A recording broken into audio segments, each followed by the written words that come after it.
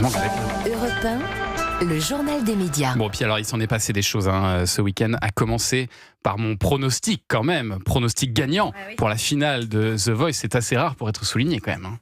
Avec Tessabé, je vois une longue route artistique.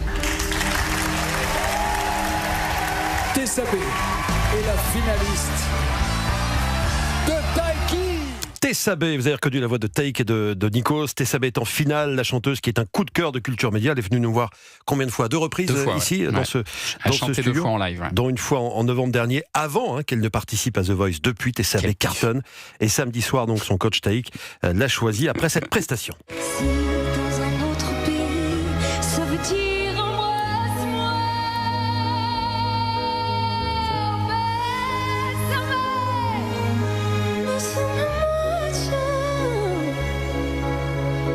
Toute ma vie, je voudrais la chanter avec.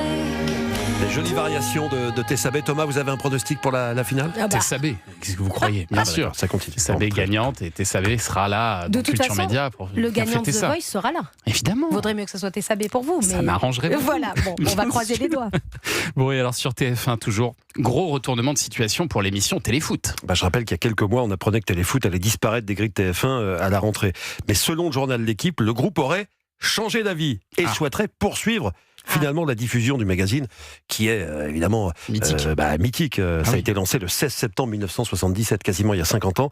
C'est un nouvel espoir donc pour Téléfoot et pour les fans de Téléfoot. Téléfoot qui a réuni hier encore 635 000 fidèles à 11h. Bah oui, comme dit Anissa Dadi, ça marche encore très bien. Même, hein. Toujours selon L'Équipe, TF1 aurait résilié le contrat avec LFP Média pour en renégocier un nouveau, qui sera peut-être revu à la baisse avec quelques nouveautés.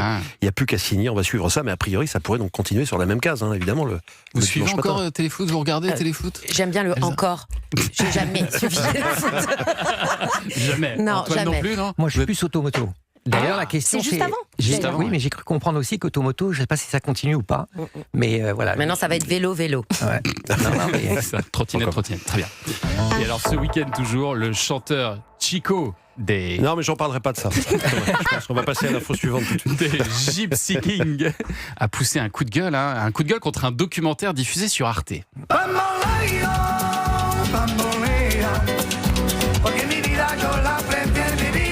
Gypsy King, le temps des gitans. C'est bon là? Je l'ai bien dit? Non, c'est le temps des guitans. Gypsy King, le temps des gitans, c'est le titre de ce documentaire diffusé vendredi soir en deuxième partie de soirée. Il a fortement déplu à Chico, qui est l'un des cofondateurs du groupe.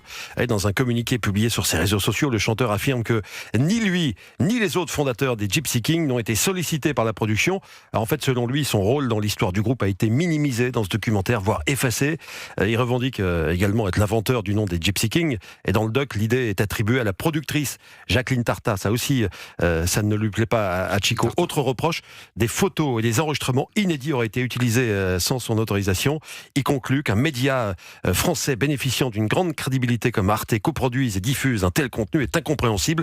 Je me réserve ainsi toute liberté d'action. Pour l'instant, Arte n'a pas réagi. Je vois Anissa Dadi qui est morte de rire pendant que je parle des Mais vous Gypsy saviez King. que c'était Jacqueline Tarta sur le J'en coup avais entendu parler, mais c'est pas elle qui est à l'origine du nom. Je le savais. C'est Chico qui me l'a dit. Mais elle est à l'origine de son propre nom en revanche. En revanche, oui. Bien sûr, évidemment. Et alors dans Il y a les encore un mot que j'ai mal prononcé. C'est Tarta, ça nous a fait Non, rire. c'est parfait. Vous savez, Je l'ai on bien dit. est en On jour rit de férié. peu, Tarta, vous l'avez très bien dit. Je l'ai bien dit, À la Tarta, différence c'est de bon. Gypsy. Vous êtes brillante ici. Dans Il y a les pas de programmes à venir, voici les toutes dernières nouveautés annoncées concernant la nouvelle saison de Fort Boyard.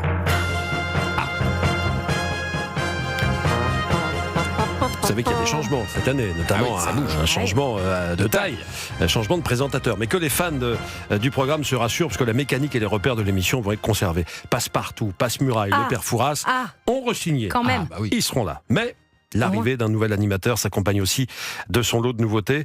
Et c'est pas plus mal. Dans ce Fort Boyard 2026, désormais présenté par Cyril Ferraud, tout le monde le sait, on sait déjà que les candidats anonymes vont faire leur retour. Ils avaient disparu il y a quelques années. Un au profit anonyme par équipe. de célébrités, voilà. Très bien. Il y aura aussi un nouveau personnage. Alors on ne connaît pas encore son nom, mais le Parisien aujourd'hui en France dit qu'il s'agit d'un général napoléonien complètement fou qui tire des boulets de canon.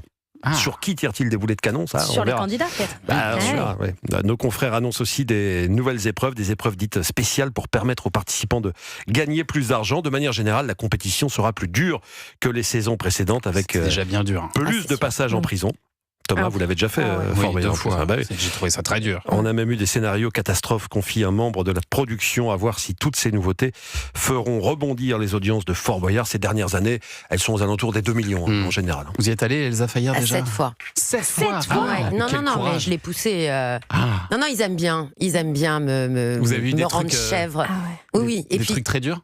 très très dur. Et puis, les derniers Fort Boyard que j'ai fait, c'était la même équipe de production des 10 couples parfaits. Donc, ils étaient en régie et tout ce qu'ils pouvaient me faire de plus horrible. Ah oui, Ils sont étaient- vengés. plaisir. Ah non, ils m'ont tout fait en me disant non mais Elsa, tu sais à quel point on t'aime Ouais, et sûr. tu sais que tu vas le faire parce qu'il y a Dave dans ton équipe. Donc t'as pas le choix. Et Dave, Il peut pas, ouais.